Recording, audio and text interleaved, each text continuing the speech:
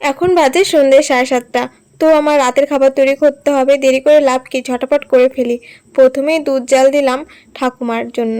ঠাকুমা দুধ দিয়ে ভাত খায় রাতের বেলা। তো বিকেলবেলা রাখা হয় না, সকালবেলা রাখি, কিন্তু আজ ভুলে গেছি বলে বিকেলেই রেখেছি। তো প্রথমে দুধটা জেলে নিলাম, এরপর একটু জল বসিয়ে দিলাম গরম করার জন্য, কারণ আটা মাখবো। আমি একটু হালকা গরম করে নিই জল, তারপরে আটা মাখি। তো আজ রুটি বানাবো, তো আটাটা মেখে নিচ্ছি।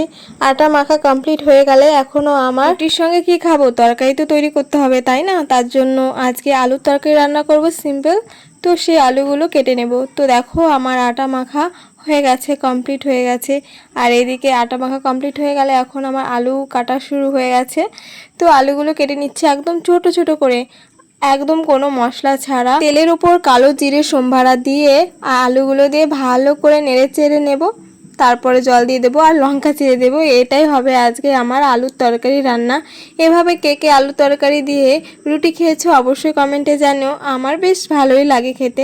তো দেখো আমার সমস্ত আলুগুলো কমপ্লিট হয়ে গেছে কাটা। এখন আমি কড়াইতে দিয়ে দিয়েছি রান্না করার জন্য। আর এদিকে আটাটা মেখে রেস্টে রেখে দিয়েছি।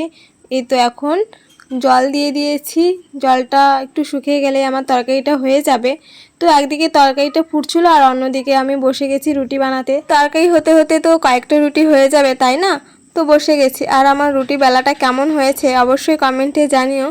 তো আমি রুটি তরকারি করি, আর তোমরা আমার ভিডিওটাকে লাইক কমেন্ট শেয়ার করে দিও, তার সঙ্গে সাবস্ক্রাইবও করে দিও, ফলো করতেও কেউ ভুলো না। টাটা।